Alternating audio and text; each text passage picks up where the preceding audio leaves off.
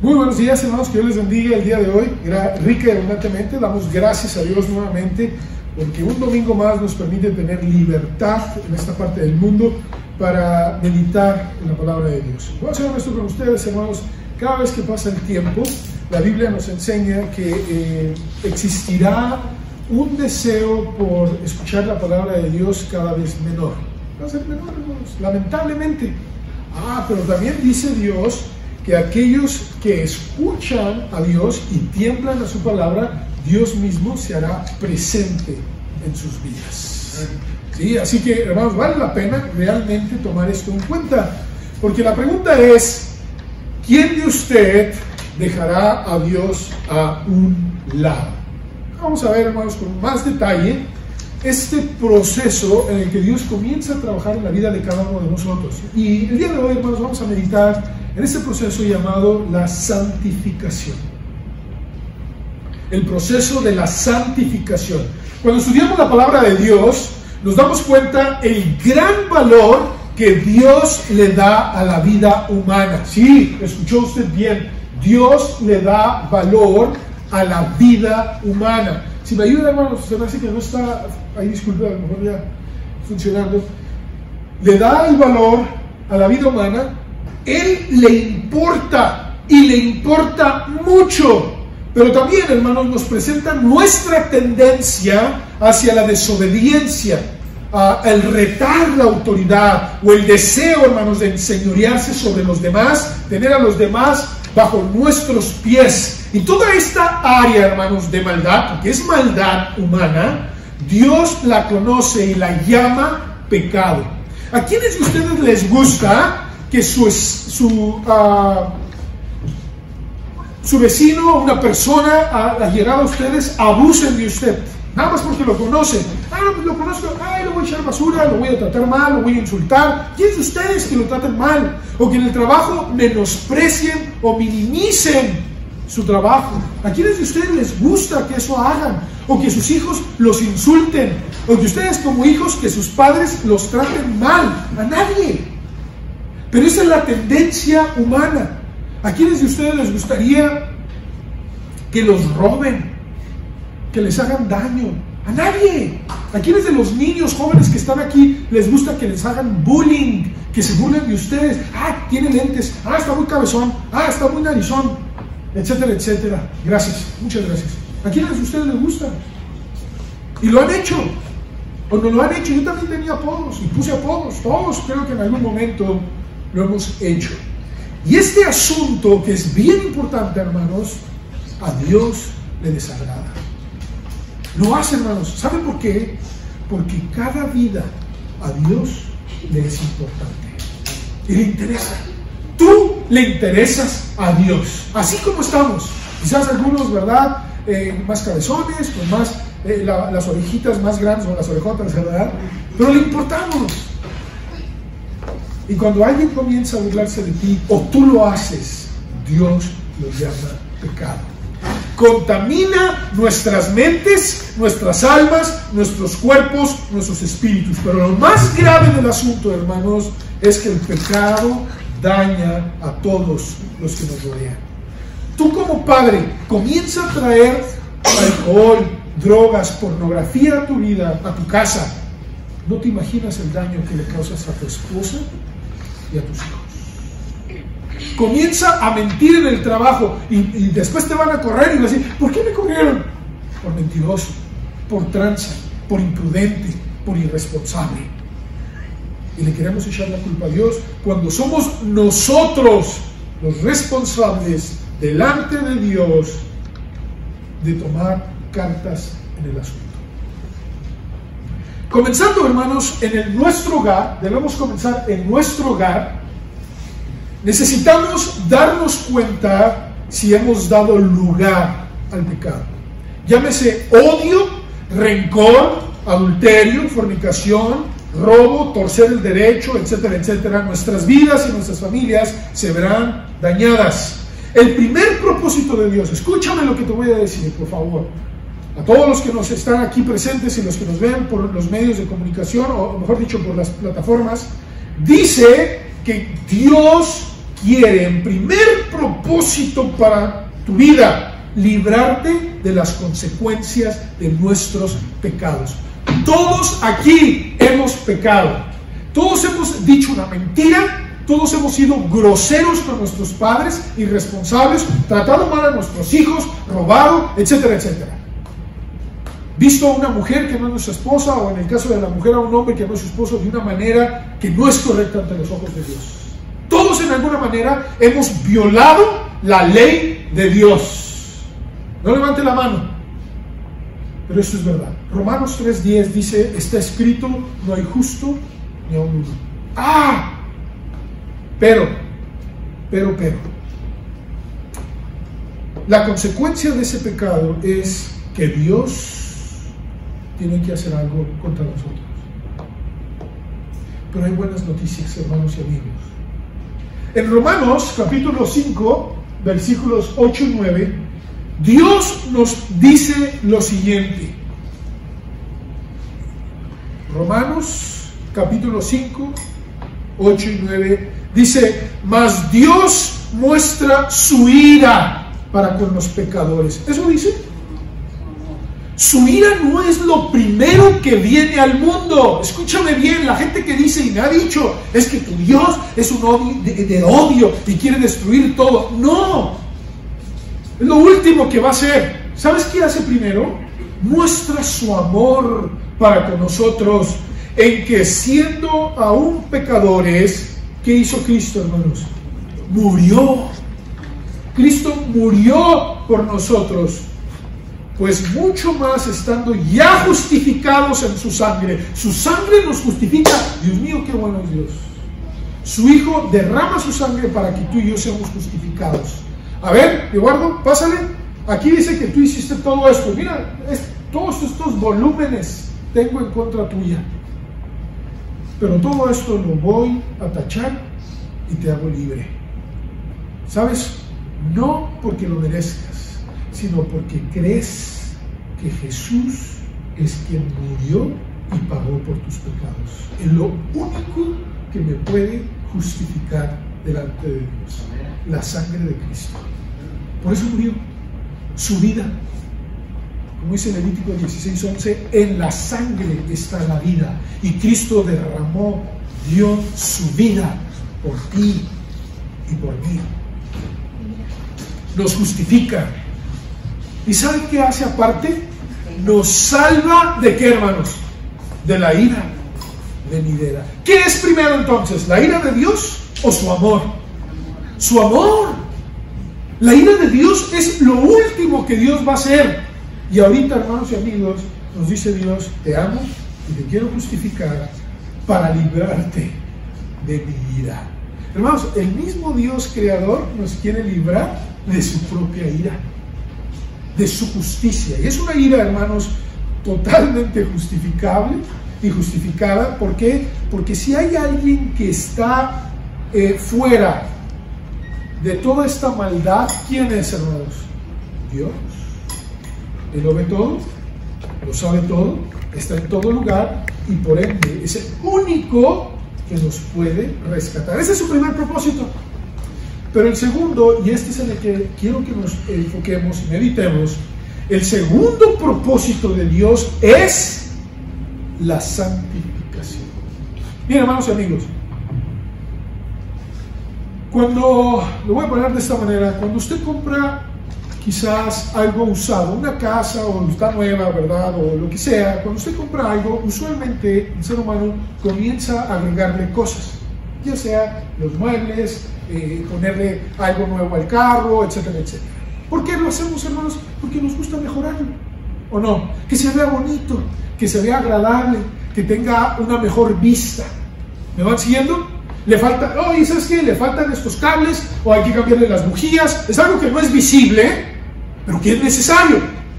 Y si no lo hace, hermanos, comienza ese mueble o ese carro a echarse a perder, porque vivimos en un mundo que todo se echa a perder. Y si no lo hacemos, hermanos, nos daremos cuenta a un corto plazo, quizás mediano o largo, y voltearemos, echó a perder, porque no le dio mantenimiento, porque no lo cuidó, porque no procuró darle esto y aquello más allá. Y comenzamos a pensar, ¿por qué no lo hice? ¿Por qué no lo hice? ¿Por qué no lo hice? Si era tan fácil, tan sencillo, o me salía más barato arreglarlo, que ahora que ya no tiene arreglo. ¿Me van siguiendo, hermanos? Miren, si usted y yo hacemos eso con las cosas materiales, es muy natural y lo queremos hacer, ¿cómo Dios no va a actuar en nuestro espíritu, en nuestra alma? Lo quiere mejorar. Si usted es un excelente, quizás, escritor, trabajador, es responsable, Dios todavía quiere hacerte mejor. Ahora, disculpa, ¿verdad? Si eres humano para nada, no te gusta hacer esto, no te gusta hacer esto, te quiere hacer mejor, que mejores. Ese es el plan de Dios. Y este proceso, hermanos, se le llama santificación. ¿Y sabes cuál es la meta? Está difícil, hermanos, lo sé, pero la meta es ser igual al Hijo de Dios, Jesucristo. Por eso somos cristianos. ¿Cuántos pecados cometió Cristo? 0, ninguno. Y esa es la meta del cristiano: 0 pecado. Usted dirá, ¿es difícil? Lo es, pero esa es la meta. Si hay alguien que siempre, hermanos, y esto es algo que se utiliza aún en el trabajo o en los negocios, dice, hay que elevar los estándares, hay que elevar la barra de estándares. ¿Me explico? ¿Cuál es el propósito de eso? Ser los mejores. ¿Por qué no en nuestras vidas, hermanos, espirituales y emocionales? ¿Por qué lo vemos en los negocios, en el trabajo y no en nuestra familia? O no en mi propia vida, de ser honesto y decir, esto no es correcto, no está bien como le hablo a mi esposa, no está bien como le hablo a mis hijos, o como veo las cosas, como veo a otras personas, como actúan ante otras las demás, la actitud que tengo no es correcta, tengo que hacer algo al respecto. Y esa es la voluntad de Dios, hacerte mejor. Quiero que me acompañes, por favor, a leer primero los Tesalonicenses, capítulo 4, versículo 7. Para que nos demos cuenta, hermanos, cómo el Espíritu Santo, a través del apóstol Pablo, nos dice lo siguiente. Primero Tesalonicenses 4, 7. Pues no nos ha llamado Dios a la inmundicia. O sea, Dios ya te salva, te llama, te rescata y te dice, ya no quiero que vivas en la inmundicia. ¿Hacia dónde nos ha llamado ahora Dios, hermanos? Dice ahí bien claramente, sino a santificación. No nos ha llamado, hermanos, Dios a continuar con esa actitud, con ese pensamiento, sino mejorarlo. Dios, hermanos, si usted quiere saber cuál es la voluntad de Dios para su vida, hay mucha gente que me ha dicho, ¿y cuál es la voluntad de Dios para mi vida? ¿Qué quiere Dios para mí? Que te santifiques, que dejes aquello que te daña. Es muy fácil, hermanos, nosotros darnos cuenta cuando algo está sucio. Muchas veces es visual, ¿verdad? Quizás hay cosas que son internas y no se da cuenta, pero estoy hablando de las cosas externas.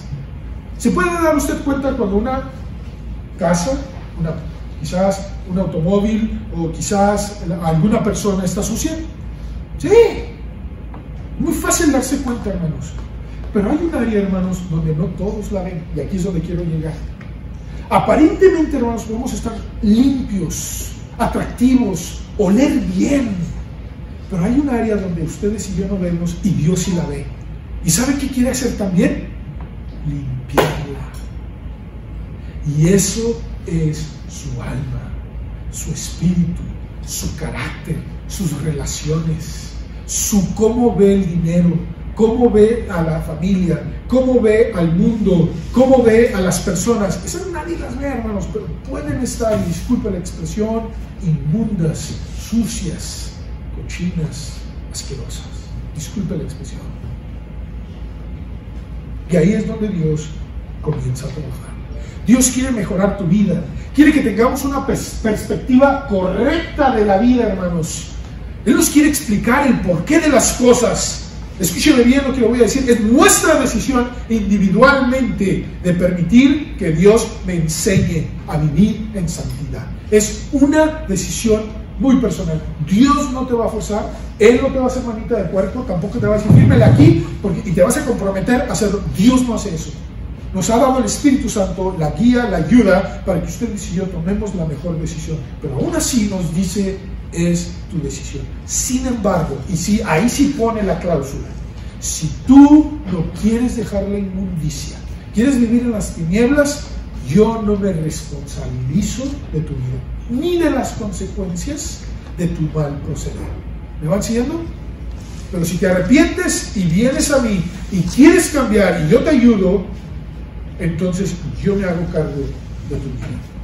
Creo que en algún momento de nuestras vidas, hermanos, por cuestiones quizás de salud, quizás de relaciones, se nos ha dicho que evitemos ciertos alimentos, ciertas personas o ciertos lugares. Ya sea que nuestra mamá, ya no quiero que te juntes con él, ya no quiero que hables con este, ya no quiero que hagas, bla, bla, bla. Todos lo hemos vivido en algún aspecto de nuestras vidas. O quizás le dice, oiga, ¿sabe qué? Usted ya está en el bordo, pero en el bordo malo de su salud, así que deje X o Y o tal cosa, ¿verdad? Oiga, come mucho, consume usted mucho alimento con grasa, ¿y qué es lo que nos dicen? Cámbiale, coma un poquito mejor, más saludable. A todos nos lo han dicho, o lo hemos hecho, ¿verdad? También el espejo es muy buen consejero en esa área, ¿verdad? Y nos dice, oye, ya bájale. El punto que quiero llegar, hermanos, tenemos nosotros, ¿verdad? Tenemos la oportunidad de decir sí o no. Pero creo que es muy negligente, hermanos, continuar haciendo aquello que sabemos que nos hace daño. Es exactamente el mismo principio aquí en la Biblia. Si Dios nos dice, evita cierta actitud, evita ciertas personas, lugares, como dice el Salmo 1, vamos o escucha, deja de escuchar ciertas cosas o de ver ciertos programas, tiene como propósito mejorar nuestra salud espiritual, física, material, económica, etcétera, etcétera. Es lo mismo, hermanos. Dios no lo hace para hacernos, y no quiero que haga eso, y lo voy a pellizcar para que haga. No, es el propósito de mejorar, de que ustedes y yo tengamos una mejor perspectiva de las cosas, que vayamos de victoria en victoria, que haya luz en nuestras vidas. Quiero que le siga con mucho cuidado, hermanos, porque según la Biblia, Dios nos ha liberado de las consecuencias eternas del pecado. Esto lo traté de explicar por la sangre de Cristo. Pero todavía ahora, en otras palabras, Él nos ha posicionado, hermanos, en que el pecado ya no me va a separar eternamente de Dios. Yo soy perdonado. Usted ya está posicionado como santo. Eso es ser santo. Pero hay otro proceso donde Él comienza a quitar las cosas que no son correctas en nosotros. El apóstol Pablo también lo explica, hermanos, que es como si fuera una piedra. Nosotros fuéramos una piedra y comienza Dios a trabajar y a pasarnos por fuego para quitar toda esa aspereza o esa suciedad. Jeremías lo explica como el alfarero. ¿Qué pasa con el alfarero? Cuando está moldeando el barro, le quita toda esa piedra o toda esa inmundicia que quedó mezclada con el propósito de darle una forma y hacer de él un vaso agradable, una figura, un molde agradable. Dice Hechos 13, 38 y 39.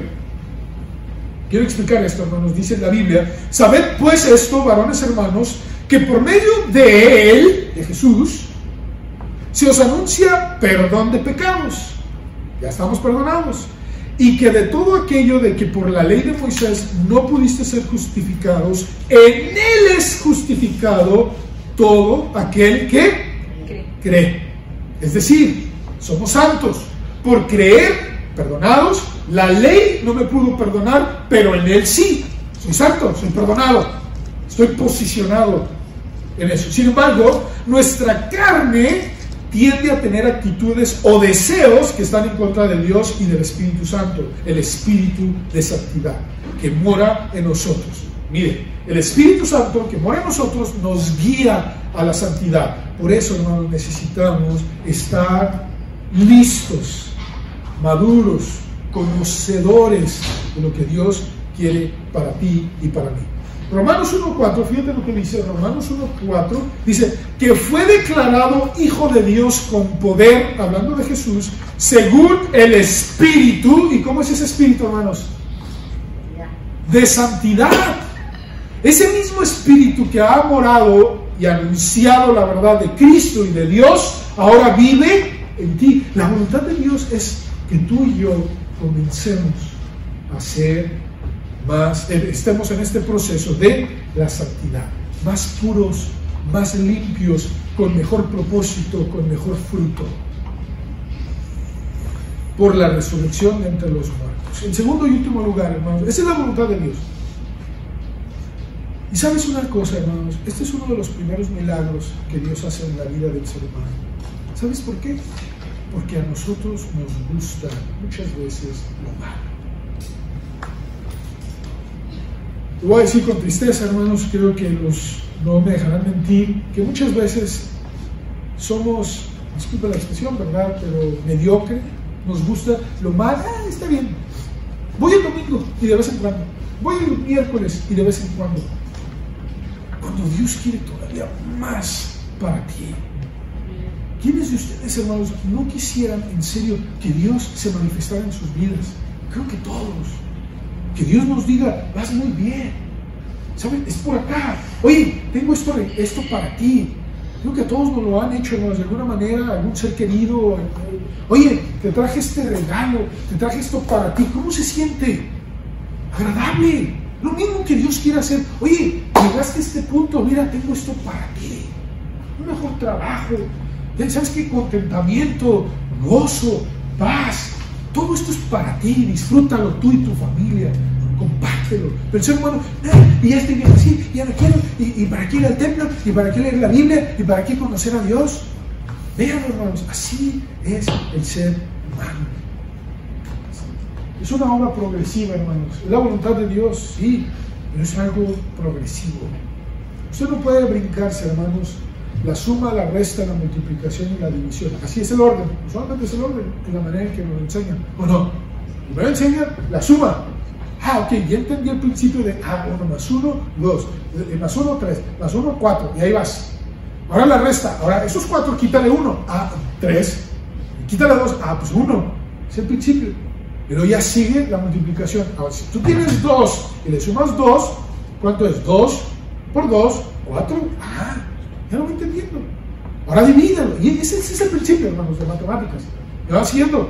Pero usted no le pueden enseñar, o a un niño no le pueden enseñar lo que es álgebra, lo que son los triángulos, los ángulos, el coseno y todo esto, o aritmética, etcétera, etcétera, si no han aprendido a sumar, a restar, a multiplicar y a dividir. Entiende el principio, ¿verdad? No puede brincarse eso. Es lo mismo en la vida espiritual. Es lo mismo. Tú y yo no podemos enseñar sin antes haber sido enseñados y aprender. Tú y yo no podemos llegar a ser de impacto si primero no hemos sido impactados por alguien más. Pero sea cual sea en la situación que usted esté, hágalo correctamente.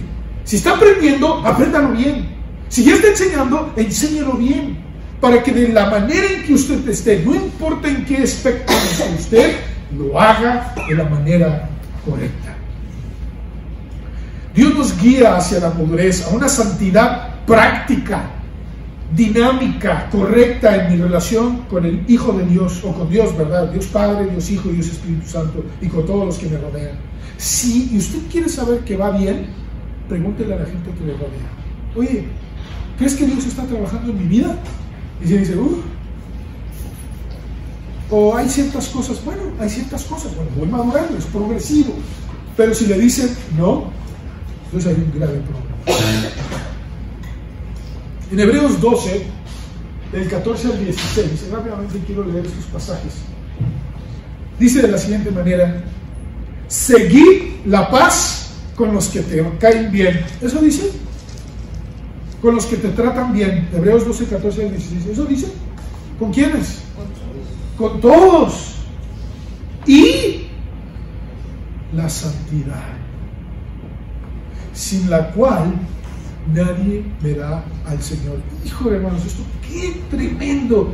No está hablando de verlo personalmente, lo vamos a ver los hijos de Dios. Algún día lo vamos a ver. Aquí está hablando de que se haga manifiesto. Le voy a poner un ejemplo. Por la manera en que nosotros conocemos aquí en Estados Unidos y hacia otros países, incluyendo México y Sudamérica, usualmente la gente que trabaja de este lado y tiene familia en México no lo ve. Ahorita por la tecnología, obviamente, hay una comunicación más directa, más sencilla, más accesible, pero ¿cómo saben que su ser querido está haciendo algo por ellos en otro país, hermanos? ¿Cómo, hermanos? Por las remesas. ¿Sí sabía usted eso? Gané, bueno, yo necesito comer, esto aquí más allá, pero este dinero se lo voy a mandar a mi familia. Ahí no está presente físicamente, pero saben que está recibiendo el resultado del trabajo de ellos. ¿Me va siguiendo, hermanos? O sea, ven el resultado de ellos. Eso es lo que está tratando de decir en este pasaje el autor de los Hebreos. O sea, verá el Señor. ¿Qué quiere decir eso? Verá el resultado de la bendición por mi santidad. ¿Me explico, hermanos? O sea, voy a ver que Dios va a hacer algo por mí. Él está trabajando allá, quizás aquí yo no lo veo, pero yo estoy viviendo en santidad y voy a ver el resultado que Dios envió por mi santidad, por llevar la paz con los demás. ¿No van siguiendo, hermanos? Eso es lo que está diciendo el autor a los Hebreos. Tú vive en santidad y vas a ver los resultados. Verás al Señor trabajar y vas a ver al Señor realizando, trabajando y dándote lo que tú necesitas. Y continúa. Mirad bien, no sea que alguno deje de alcanzar la gracia de Dios, que brotando alguna raíz de amargura os estorbe y por ello muchos sean contaminados. No sea que haya algún fornicario o profano como Esaú, que por una sola comida vendió su primogenitura. Salmo 93:5 dice: tus testimonios son muy firmes. O sea, Dios no tambalea. Esto dije, esto es. Dice: la santidad conviene a tu casa, oh Jehová. ¿Por cuándo? Por los siglos y por siempre. La santidad no es algo que se va a cambiar, hermanos. Es algo que siempre se va a necesitar. Por eso en este tiempo, hermanos, cuando la gente dice: es que Dios ha cambiado. No, Dios no ha cambiado. La gente ha tratado de moldear a Dios o contextualizar a Dios, o mejor dicho, adaptar a Dios. Se puede contextualizar, pero no adaptar a Dios a nuestro estilo de vida. Me explico. No me voy a meter en detalle, pero existen muchas personas que viven o vivimos, ¿verdad?, quizás en algo que está mal y sabemos, y aún así queremos o creemos que Dios va a estar de nuestro lado. Y la Biblia dice que no, es firme. No hagas esto. No, Dios es amor y me ama. Y así como soy, Dios me ama. Eso es una errónea contextualización de la palabra de Dios. ¿Siguen siendo sus testimonios firmes? La santidad sigue siendo de conveniencia. ¿Por cuánto? Por los siglos y para siempre. Isaías 57:15 dice: porque así dijo el alto y sublime, el que habita la eternidad y cuyo nombre es el Santo. Yo habito en la altura. ¿Y en dónde, hermanos? Y la santidad. Pero fíjense lo que hace, hermanos. ¿Se puede tener santidad en la tierra? Sí. ¿Y sabe cómo es? Con el quebrantado y humilde de espíritu. O sea, Dios dice: existen moradas donde yo me voy a hacer presentes. En la altura, o sea, en el tercer cielo, en la santidad y con aquel que es pobre y humilde de espíritu. Es decir, que sabe que necesita de mí para yo guiarlo a la santidad. Qué tremendo, hermanos. Dios quiere que seamos humildes. ¿Y qué hace, hermanos? Para hacer vivir el espíritu de los humildes, para vivificar el corazón de los quebrantados. Segunda a los Corintios 7:1 dice: así que, amados, puesto que tenemos tales promesas, limpiémonos de toda contaminación de carne y espíritu, perfeccionando, ¿qué cosa, hermanos? La santidad. Se tiene que continuar perfeccionando la santidad. ¿Cómo? Limpiémonos de toda contaminación de carne y espíritu. Lo externo y lo interno. Lo que se ve y lo que no se ve. Muchas veces, ¿verdad?, el fruto de lo interno es manifiesto en lo externo, pero aquí el Señor habla acerca de una perfección a la santidad a través de ¿qué, hermanos? El temor a Dios. El temor de Dios. Termino con 1 Tesalonicenses 3:13. 1 Tesalonicenses 3:13. Para que sean afirmados vuestros corazones, irreprensibles en santidad delante de Dios nuestro Padre. ¿Cuándo? ¿Hasta cuándo debemos de vivir en santidad, hermanos? Hasta en la venida de nuestro Señor Jesucristo con todos sus santos. Hasta ese momento debemos de buscar la santidad. Hermanos, hay que quitar toda contaminación de nuestra carne y nuestro espíritu. Lo que vemos, decimos y hacemos, si es luz, continuemos. Si es tinieblas o contaminación, dejémosla. Porque entonces, hermanos, no podremos recibir las promesas de Dios. Así dijo Pablo, ¿no les dijo así? Tenemos tales promesas, continúen en eso, porque si no, la promesa no se cumple. No menosprecie la santidad, vívala, disfrútela y compártala, porque los resultados de la santidad de Dios son incomparables. Son incomparables, hermanos. No se puede comparar, no se puede igualar a nadie, porque si Dios dice, yo habito en la altura y la santidad, y con aquellos que me quieran escuchar y obedecer. Así dice, hermanos. Y Dios se hará manifiesto cuando usted y yo dejamos que Él trabaje en el proceso. No cambio de arriba. El proceso de la santificación. Porque esa es su voluntad y es una obra progresiva que hará en nuestras vidas. El día de hoy, ustedes y yo podemos decidir. Yo quiero que Dios trabaje en mi vida. El primer propósito es perdonarte. Si tú quieres pedirle perdón a Dios y si, Señor, yo entiendo ahora que tu voluntad es que seas quien me perdone de todos mis pecados, me libres de la consecuencia. Yo no sé si voy a ser libre ahorita, no me siento. Si te pregunto ahorita, dice, ¿crees que Dios te va a librar de su ira o sientes que va a caer sobre ti con toda su ira? Ahora sí. Si me dices, no sé, te invito, pídele perdón para que tengas la seguridad de que Dios te ha perdonado. Vamos a pecar, pero vamos a tener un abogado y vamos a luchar para que nuestra meta se cumpla, que es cero pecado. Y si tú quieres decirle hoy a Dios, perdóname, límpiame por favor y trabaja en mí para que yo sea un mejor yo, ¿verdad? A través de la santidad, hazlo por favor. Dile lo siguiente: Padre, Dios, creo que me amas. Y que aún siendo yo pecador, enviaste a Cristo Jesús y murió en una cruz, derramando toda su sangre, su vida, para que yo tuviera perdón. Y las consecuencias de mi pecado, aunque quizás en la tierra haya, eternamente sea perdonado y tenga vida eterna. Por favor, límpiame de mi pecado y continúa trabajando para que aquellas cosas que contaminan mi carne y mi espíritu, a través de la santidad, en el temor de Dios, sean purificadas. ¿Hay alguien aquí que quiera entregarle su vida a Cristo? O alguien que nos ve por las redes sociales y haznoslo saber. Di, perdóname. No te avergüences, todos hemos pecado y todos en algún momento de nuestras vidas tenemos esta confrontación con Dios. ¿Lo haré o no lo haré? Es tu decisión. ¿Qué vas a hacer tú? ¿Le entregas tu vida a Cristo? Levanta tu mano, por favor. ¿Hay alguien aquí que no lo haya hecho? Diga, yo le entrego mi vida a Cristo. Bueno, quizás ya todo lo hemos hecho, qué bueno. Continuemos dejando que Dios trabaje en nuestras vidas.